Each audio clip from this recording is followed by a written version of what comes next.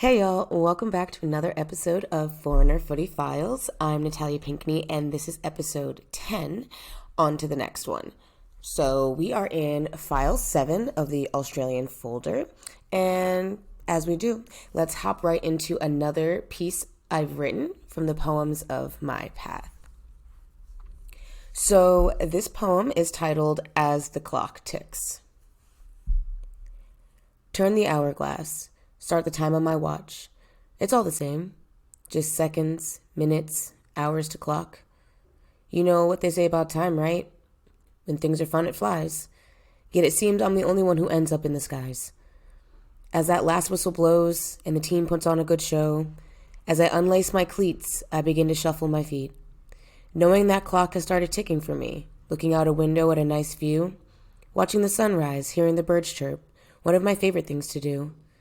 But when that fun is being had and the sun starts to set, the two become one. Yeah, that signing window is up ahead. Time stops for a moment, and the reflection begins. The good times, the bad times, to me they're one and the same. Memories in my story, chapters in a book. In just 2 short months, something new's in my future. All I have to do is look. Alrighty. This week, things are going to work and look a bit different. So for those of you who watch the YouTube channel, you can see I am not in my typical place. I'm missing my auntie's records to my left. My mic is not standing on top of my tampon box. There's just so many things different. I am currently in Berlin at Catalyst University in Etiquette Radio Room. Shout out Matt Miggs. What up? So using a bit of a different setup, using a proper mic, we're going to see how this sounds. But yeah, trying something new this week in a new environment. So as some of you may know, most of you, I feel like, who listen to this, I also talk to regularly. So you know that the season in Saarbrücken has ended. And with this chapter closing, I wanted to do a bit of a reflecting time. And I wanted this episode to kind of showcase that and show the kind of vulnerable, strategic, very hectic and nerve-wracking side of this whole journey and what goes through the whole process of a season ending and preparing for what's next. And that looks different for everybody. It looks different after every season, depending on what your situation is. If you're staying, if you're leaving, leaving country, staying in the same country, changing leagues. So there's a lot of volatile, changing, moving pieces that go into a season ending. And with this chapter closing for me, I wanted to really make sure that I took the time to look back on it. And on top of that, just look back on a lot of my season ending experiences overall and just see how I've grown and how I'm shifting and how I'm handling these situations as time goes on. So this week, I have asked for questions from listeners on Instagram, personally, in some people's DMs, all over the place. And I asked them to give me some questions about what the end of the season typically looks like as a foreigner overseas, troubles, excitements, fears, issues, positives, negatives, all of it. I just wanted y'all to throw with me anything you could think of, and I will do my best to answer them coherently, clearly, but clearly from my perspective as a foreigner, as a Black woman foreigner in different spaces. So alrighty, let's get into it. I'll only be answering a handful of these questions. I actually got a lot more than I expected, so thank you so much to everyone who submitted a question. But just for time and also to save some of those for later, I'm just going to answer a few. Alrighty, so question number 1 is from my sister, Tamika. And her question is, what are your top 10 joyful moments so far? And I wanted to start with this question because I think in a lot of the episodes and a lot of the time when I think about my process and moving, changing teams, new environments, everything always being so unpredictable, I'm kind of worrying more about or focusing more on the excitement-filled moments that aren't necessarily always happy. I feel like there's times where I'm looking back or I'm reflecting or I'm talking about my experiences and sometimes it sounds very unfulfilling or stressful. But to be honest, I've had way more good, happy, joyful moments than bad. And so I wanted to start with this question because thinking of 10 of them, it was both easy and hard because, as I said, there's so many of them, but trying to think about the ones that truly stuck out to me and really, like, when I look back on them, I can feel that warmth that I felt in that moment. It's hard because as much fun as I do have, as beautiful as my journey has been, there are an exception of moments that just will stick with me forever. So thank you, sister, for this question.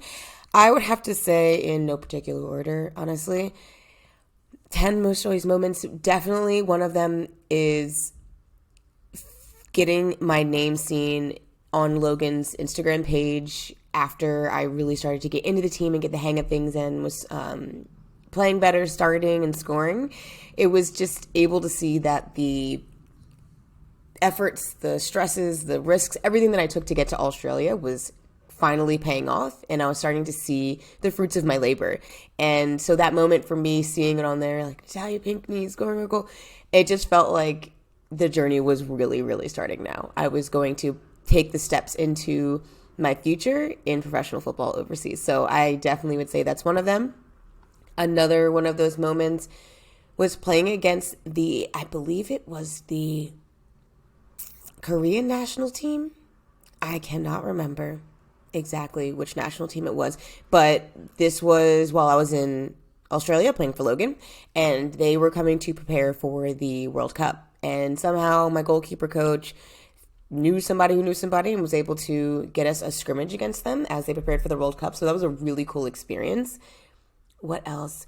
I would say another joyful moment was my partner joining me in Australia. That was a really joyful moment for me because I was starting out in a new place, new territory. Everything just felt so new and scary and coming all at once. And everything to me was new. Every relationship, every conversation, where I lived, all of it.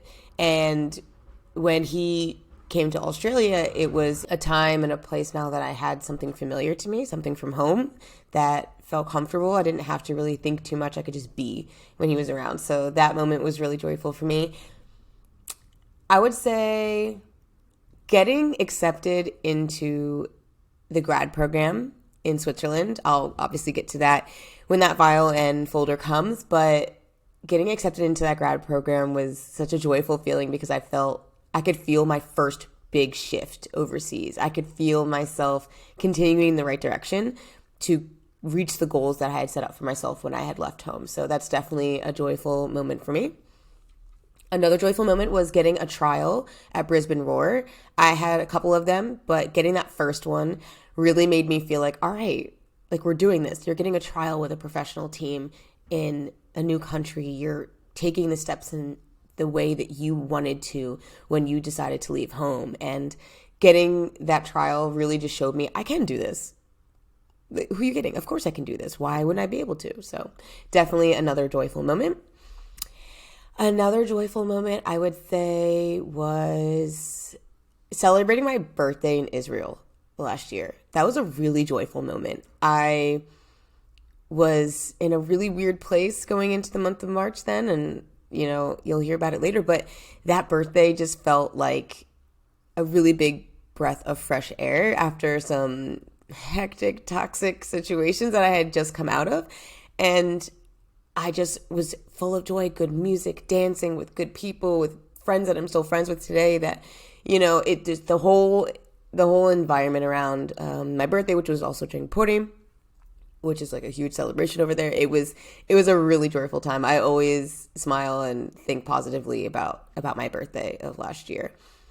Another joyful moment, I would have to say, it has nothing really to do with football, but kind of does. So going to Oktoberfest this year, I had some friends from home who came to visit Berlin to go to Oktoberfest, and my boyfriend was going to join them. And I was not in the best place. And I just felt like I needed to surround myself with people who really, really care for me, who are really there for me on my journey, and who have supported me since day one. And they were all going to be in Germany in the same place at the same time. And my game may or may not have been the next day, but I just knew where I was in that place mentally, spiritually, and emotionally, I needed a recharge. I needed that reset to feel like I was being believed in how I knew I needed to play better, perform, and do my job. So I said, screw it. I bought a train ticket and I just went and had an amazing time. My heart was so full being surrounded by familiar faces, people who have always made me feel like I could reach these goals that I set for myself. And it was like the ultimate confidence boost, recharge to go back for my game the next day and get the job done. And I think I played pretty well in that game. I'm pretty sure it was also my first game that I actually played with the team. So yeah, the timing could not have been better. Another joyful moment, I would say, going to Geneva when I was in Switzerland, getting my master's and playing in Lugano. I went to Geneva to present my final project for my master's program, and being in Geneva is insane, okay?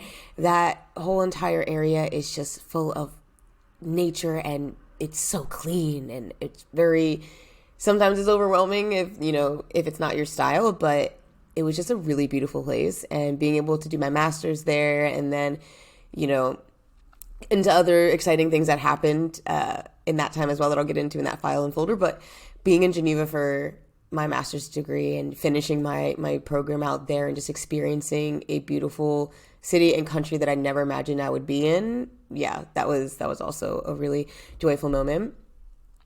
Another joyful moment, I would say,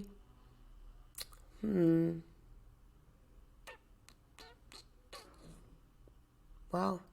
It's getting harder as I get to the last two, trying to figure out another joyful moment. I don't want it to just be like, oh, it was happy. I really want to pick moments that truly brought me joy.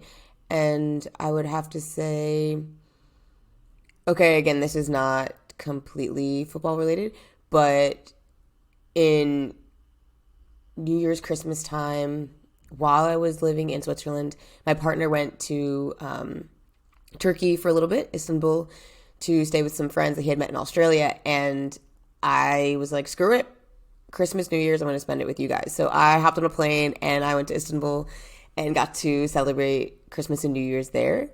And that was a beautiful experience. That whole city is great. The food is amazing. Getting to spend the holidays with my partner and friends and, some familiar faces and feeling that love and experience of being in a new place for a very familiar time of the year was a cool experience and something that I really cherish, and I can't wait to go back there. That was awesome, but I felt real joy there. I felt like I could take another deep breath and then get back into my studies and playing and just, continuing with the journey that I was on. So that was a joyful moment. And my last joyful moment, I have not been keeping count, around 4 since then, so I really hope this is actually number 10. But my 10th joyful moment, I would have to say, surprising all of my loved ones at home. So after I went to Australia, I told them that I would be coming home to visit, and me and my partner were like, all right, let's go home early. And it was around my brother's birthday, I believe. And so he was in on the surprise in the beginning and was like, yeah, we're going to surprise everyone. I don't want to give too much detail because I'll get into that experience later, but just surprising everyone. I mean, when I tell you the plan went off without a hitch. Like, everything worked out perfectly. Everyone was as surprised as they could be. And being back home for a little bit, as much as I say, I'm staying overseas, like, definitely not in a rush to go back to America, but I'm very much a homebody. I love my family and my friends from home, and I miss everyone deeply and dearly always. So being able to head home for a good amount of time and surprise everyone, just see the shock on their faces when they expected me. I think it was like 4 days later. So, no one was prepared. But yeah, those were my 10 joyful moments. So thank you, sister, for that question. That was a really nice thing to put into perspective and think about, was the joyful things. So yeah, thank you. All right, the next question is from this young lady, is like a little sister to me. I met her in Switzerland. She has been, like I said, just like a little sister, a great friend, one of my best supporter. She's always bringing a smile to my face and was just so lovely to me. I stayed with her and her sister and her mom, and of course their dog.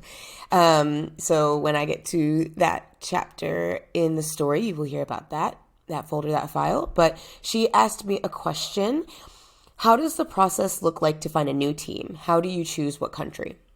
So as the season has ended, and that is my current situation actually. So finding a new team, it varies. Do you have an agent? Do you not have an agent? Do you already know teams in the area? Do you know people on other teams? Do you have connections? All of those things make a big difference in the process of finding a new team. And it's also different if you're looking to another country or if you're staying within the country. All of those things matter. And for me personally, finding new teams, it's typically been through connections. So I knew somebody who's on the team, or I knew somebody who knew somebody.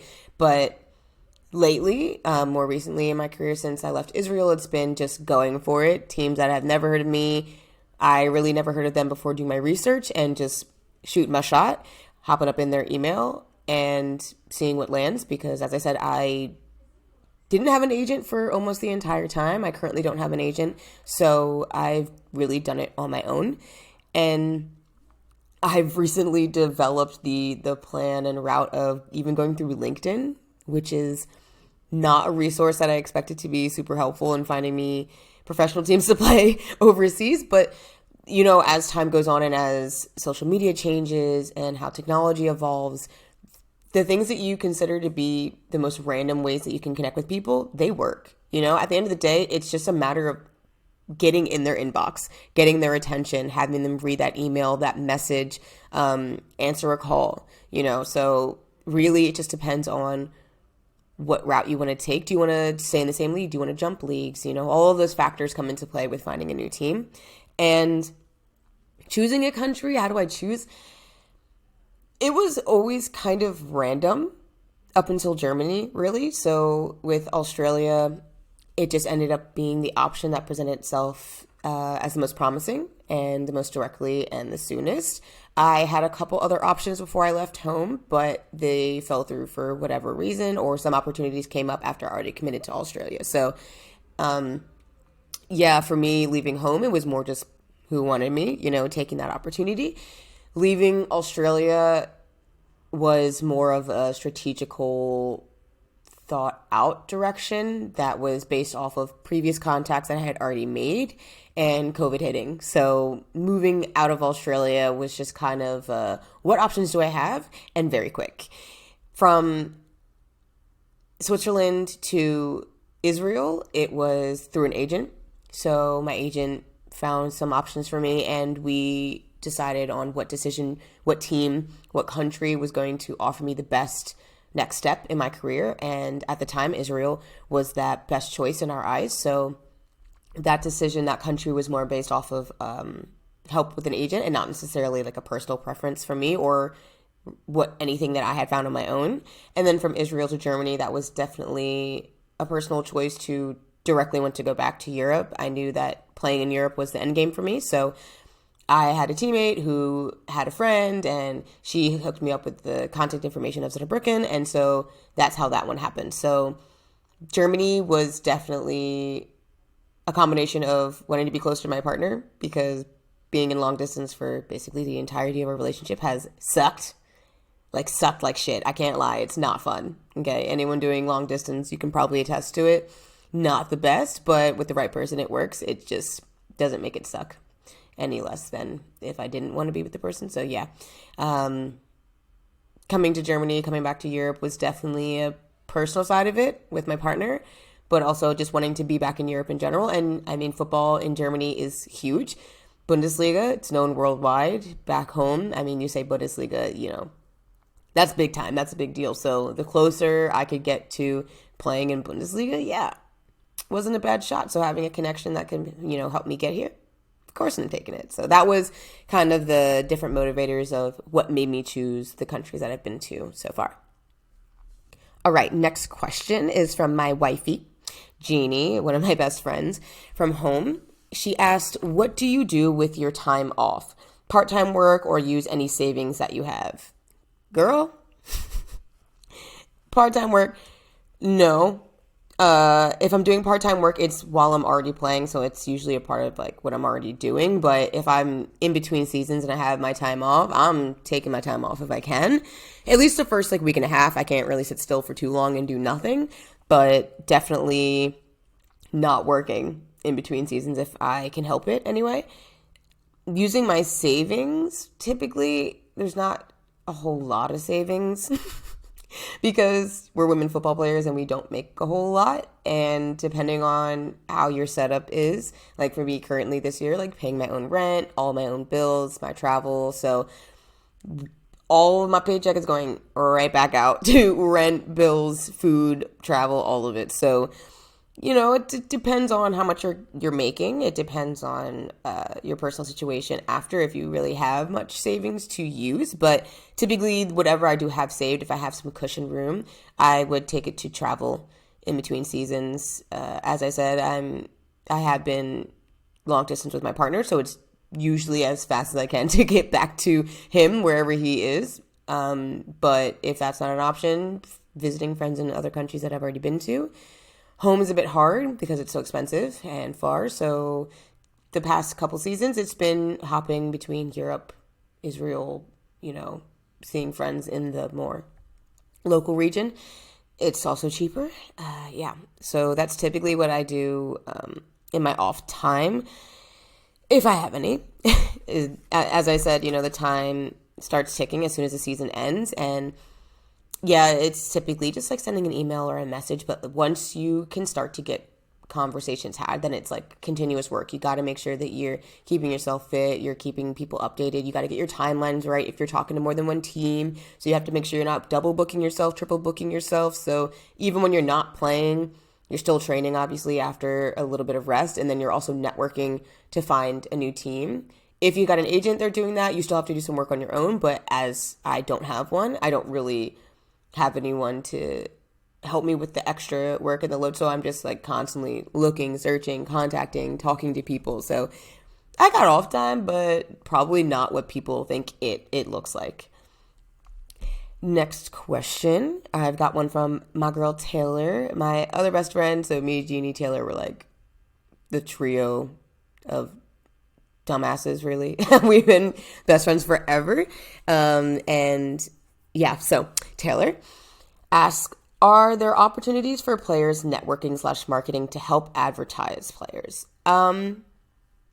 There are opportunities. It's more of a social, like, who you know. Do you got friends who are on big time teams that if they put your name out there, it's going to get you something? Or do you have friends who are just playing for fun locally somewhere that they put your name out there to their loved ones and their friends, but it's not really a networking to excel your career? There are, you just got to find your community, right? So as I've lived in different countries, different places, I'm meeting new players. I'm meeting more and more women and from all over the world. So, I've got friends in Romania, I've got friends in Bulgaria, Israel, Norway, Switzerland, Sweden. So, I've got friends who play all over the place who are also playing all over the place. So if you have the right circle of people who are willing to help you, then yeah, the networking and the marketing can be done really just between your friends, to be fair. And if you got a generous enough friend in a high enough place, you could really have your name out there.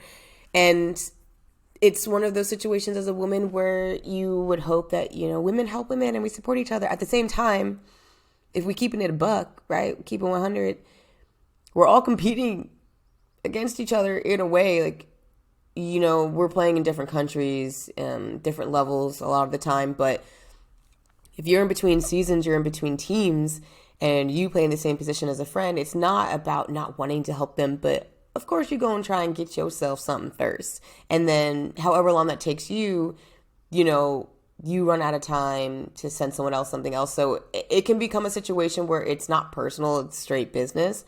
And if you got the connections, send them to a friend. You never know if it lands. It may not even work out. They may not even hear back from the coach altogether, but just your friends knowing that you would like to help them get somewhere always helps. Like for me, I've got a former teammate And me and her talk all the time, like, girl, if we knew more people, we'd help each other better. Like, it sucks when you and another friend who's playing somewhere feel like, oh, God, I'm just so lost in between seasons right now and I wish I had options. And then you see your other friends are posting about their signings and their new teams and where they're going next. And it's like, girl, who you know? Help me out. Help a sister out. But at the same time, you'd think, okay, they just posted their signing. That means that they've gone through their entire process. They've talked to all the teams that they were talking to, the trials that maybe they've done, or the communications, negotiating, everything that they have been doing for the past however many weeks the season's been over, even before that.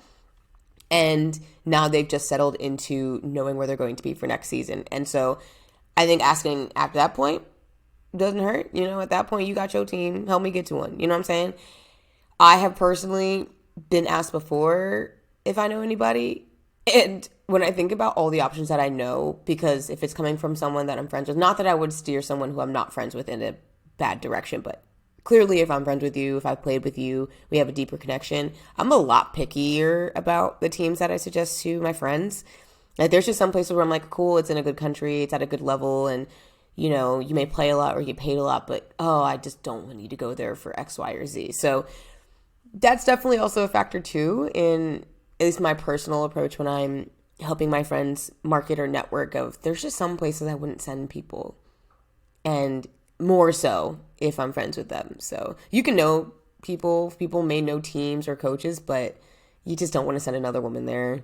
You've been through it yourself and you're like, I mean, I know them. If you get desperate enough, let me know, but I wouldn't suggest it. You know what I'm saying? So yes, there are opportunities for it. It does happen. We do it. In my experience, more women are willing to help than not. So that's really good to see that we got each other's backs out here. But yeah, that's from my experience, that's what the marketing and networking looks like for women and advertising us as players. And then obviously if you have an agent, that's their damn job. That's what you're paying them to do. So hope they're doing it well. All right, next question. This one is also from Taylor. And I thought it was just a really, really good question. So how long does a contract signing / renewal process take? That is a great question and very applicable to my current situation. Actually, it varies. It depends. Have you been in contact with this team before? Have they reached out and expressed interest in you before? And you just went in another direction and now you realize, this direction's not working. You want to go back towards them. Are you starting from scratch? Are you changing countries? Are you switching visas? So it varies for sure. If you already have contact with the team, it's just a matter of logistics. When does your current contract end and how soon can you start your next one? Are they willing to sign you without a trial, or do you need a trial? Do you need to travel to get there? And how long of a trial process are you willing to stay for? Some people, they say, all right, I'll trial for 3 days and we'll see how it works. Some people are like, can I stay for a week? So it depends on the team, the coaches, you personally. Some people straight up say like, I have this and this lined up. I don't have time for a trial, or, I feel like I need a trial to show you what I can do. Like, my video is good, but I want to show you more. Do I have the opportunity to come and show you in person? So it can take weeks, months. The vetting process for me getting to Australia was over a month, well over a month. It was an immediate interest, so that saved time. There was no really convincing needed, but then we needed to get down to the logistics of, as you guys have heard, if you've been keeping up and listening, you can come for 2 weeks and we'll see how it goes. But then you have to figure out the visa process. And then you have to figure out, what happens after those 2 weeks. If I do stay, is it an automatic contract extension? Are we rediscussing the terms of the contract? Is that something already pre-written? If I'm not staying, how does breaking the contract work? What months am I being paid for? So my personal process of the signing window going to Australia was more like, okay, how do we make this special type of deal work out? Whereas, going to Israel, I didn't need a trial. I went there already signed to the team, and my agent did all the talking during the window. And I think maybe he was talking to that team for about a month, could have been less. And then they sent me the contract. My lawyer looked at it, we signed it, and I went as soon as I could. So, it really does depend. Currently, right now, my season's been done for almost 2 weeks, ended on the 4th. Clearly, I'm blurring my days since my season has ended and I haven't had organized training and practices and games. But yeah, so it's already been a couple weeks, and I personally just feel behind because, like I said, I've seen people posting their new signings. I know people who are already committing to teams. I know people who signed 2 or 3 year contracts, so they've already had it sorted, and so the window wasn't really anything but just time to go home or take breaks and travel. It wasn't looking for a new team at all. So yeah, it depends on the communications that had been had throughout the season or before, or as soon as the season ends. The process time can be super quick, or damn near the last week of the signing window, and you just barely get in there for the season. So it varies by person, by team, country, all of it, because you got to take paperwork into consideration too with visas. Australia, I didn't need to get like a quote unquote official visa. We had the working traveler's visa, so you didn't even have to pay. You just go and work and travel. It was really cool. But then you have here in Germany, you got the players visas, you got working visas. Visa paperwork here is extensive and it takes time. So even if you find the team quickly and you sign the contract quickly, you still have to get everything else sorted to be able to actually play. So that's also a part of it. And our last question is from my wife again, Jeannie. And she asks, what's the most difficult thing about being a foreign athlete? And what's the hardest trial you've had? So I would say the most difficult thing about being a foreign athlete is kind of the initial adjustment to something new and feeling like you are on the outside. And depending on the type of foreigner that you are. So like for me, almost anywhere that I go, I'm going to be a foreigner. I'm going to look like a foreigner. People going to know I ain't from there. It's going to be very clear. So from my personal experience as a foreigner, I am always aware of it. There's never a time that I felt like I was from there. People would think that I'm from there or, I'm one of them. I never really felt that way. Australia sometimes, but not really. Like it's very abundantly clear. I am not Australian. They be talking, walking, acting, moving different down there. Okay. It's truly a different world. But especially in Germany here, I stick out in most places. It's in terms of football, the adjustment as a foreigner, getting into a new team, trying to figure out the style of play, especially if you're hopping countries or hopping leagues, the style is always different. Each coach uses different formations. You got to meet with different people, figure out how they play. How do they play with you? How do you play with them? What's their style? What do you prefer? All of it. So getting into the groove of things, and then also like finding your footing in the social aspect as well, in society, finding out the public transport, figuring out how things, move and adjust, and what are the absolute no-nos, what are things that you can probably get away with, what are the things that you must do in terms of fun times, like if you're going to live here, you got to do this type of thing. And so it's really hard to pick up all of it really fast as you go. I mean, I've done it a bunch of times now, so I'm better at it, but at first it's super like shell shocking, and you just realize, oh, I'm different. I'm very different. Everything about me is different. Sometimes you can have the same mindsets, you can have the same outlooks on certain things as the same culture that you're in, but for the most part, everything always feels like you're trying to fit into something else. It doesn't ever really feel like you are just in a space that feels like your own. So that's really difficult, kind of always feeling like an outsider, or always feeling like you need to catch up or figure something out or, fit in. And the hardest trial that I had, I don't know if you mean this in terms of like trial for a team or just like a trials and tribulation type thing, but I'm going to take it as trial for a team. And the most difficult trial that I had was probably here in Germany this season. After my season ended in Israel, the season ended mad early. Like the whole schedule time of that league over there is mad, weird, different, all over the place. And so I finished pretty early, actually.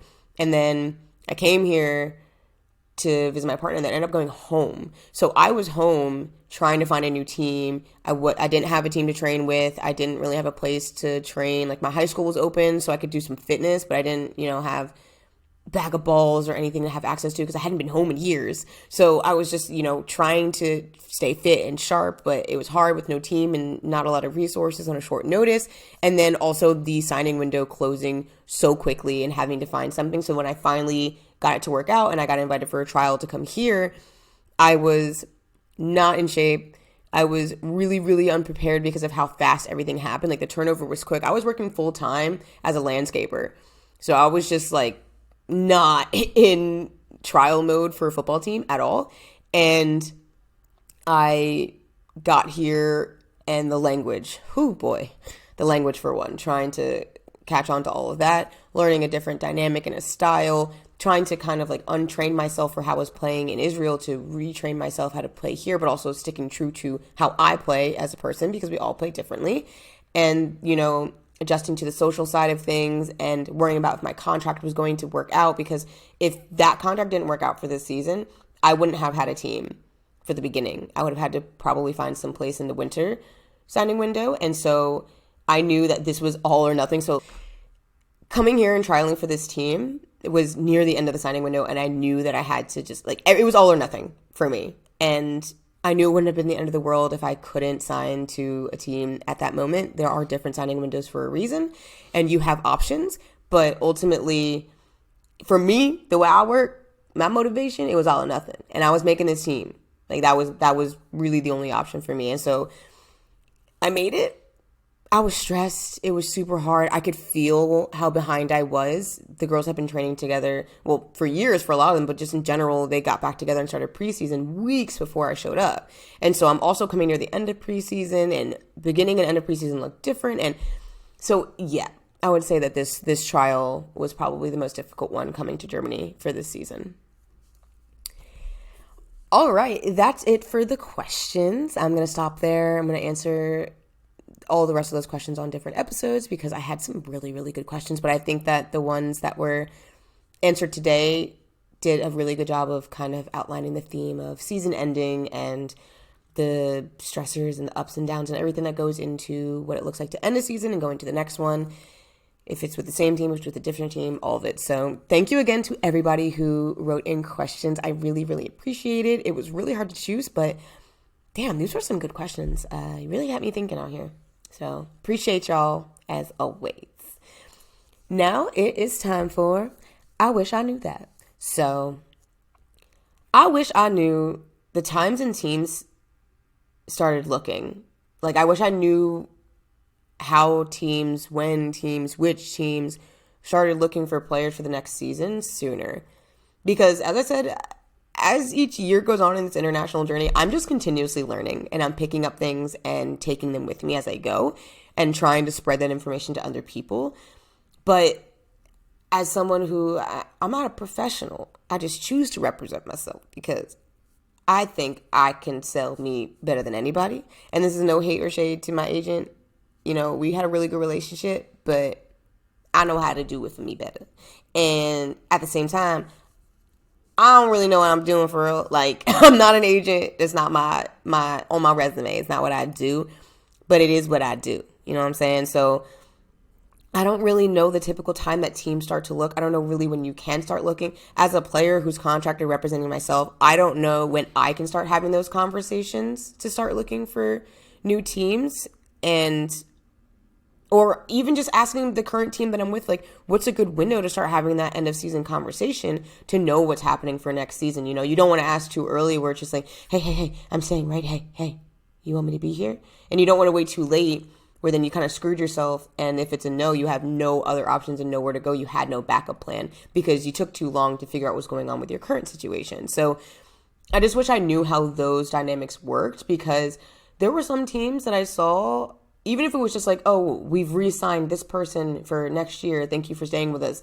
I saw those in early May. And my regular season ended June 4th. So that doesn't even count playoffs that are currently happening. Some teams won't be done until this Sunday, the 18th. And so people have been re-signing or signing to teams as early as beginning of May. And so for me, I'm you can do that? How early what is too early? Can I reach the coaches? Will they be insulted? Do they even want to look right now? So for me, as I'm like self-representing and as a player, you know, I wish I knew that you could just, start earlier, you know, which duh makes sense. You want to be prepared for as soon as the window opens and starts. As I said, that clock is ticking. So you really want to make sure that you almost already have your options laid out before the signing window even starts, because you also have to remember that teams go on summer break. So while you're on break in between your season, waiting for another season to start, so are the other teams. So for the teams that don't want to sign you right away and they want to see you for a trial, they're going to say, hey, come for a trial. This is when we start preseason. And then that's when you have the issue of, okay, so all the teams that I have options for all want me to trial, and they're all having preseason at the same time. How do I find time for this? Especially if they're in a bunch of different places and you don't want to spread yourself too thin. You got the travel and the cost of things, right? So I just wish I knew that you could start it earlier, because I found out soon enough for me. Like this season, I was just like looking and I was like, damn, y'all really signed it early, So like I just got curious, and so I was peeping around anyway. But like, it really made me wonder, how soon do people start looking? Like, how soon do teams really start looking? Some of them are probably looking as the season goes along if they're smart. They hear of a player, or, they have a team that they watch anyway. And so they're catching up on, like green flags from players all over the place as the season goes on anyway. Technically, that would be the smart thing. That's a really efficient way to do things, especially as a team and coaching, because you can keep tabs on people and say, okay, we peeped this person right before winter break, and we don't know what their contract looks like for winter break, but if they're staying to the end of the season, let's hop on them as soon as we can, So that's what I would imagine the clubs are doing. So as a player, especially if you're representing yourself, do it. Look early. Look at teams, see how they're doing, look at the environment, look at the location, and if it's something you're interested in, if you feel like after your current situation, you want to try something new, you want to move on, have an idea before then, So, which leads me into trust me on this one, get your affairs in order. Like, especially if it feels wrong. If your current situation feels like, I don't know what's going on currently, and I don't feel super confident that this is something that's going to continue, get your affairs in order. And that means looking at teams, looking at leagues. If it's not insanely too early, we're reaching out to coaches. If you got an agent, have your agent start reaching out. If you're in a situation like me where you're paying for your own place to live, speak to your landlord, speak to the people you pay bills to, speak to your, here in Germany, it's Hausmeister. Oh God, like I forget the word for it in English, but the people who look over the apartment, but like, speak to everybody that you need to make sure that if shit hits the fan and you got to get out of Dodge, right, as soon as possible, that you have the ability to do it quickly and efficiently, and that you're not playing catch up. Because if you wait too long and then something unexpected happens and you have to change everything, your environment, all of it, if you're not prepared, it's going to take the time that you're losing in preparing to move on. You've lost the time to try with teams, find something else, have those conversations, get yourself organized in a good, neat place. So start it early, especially if you don't feel right. Or even if it feels right, start early on securing the fact that it's somewhere you're going to be long term. In any direction that it is, whether it's good or it's bad, you can make sure that you have your answers earlier. And you can make sure that everything is organized, because playing catch up is not fun.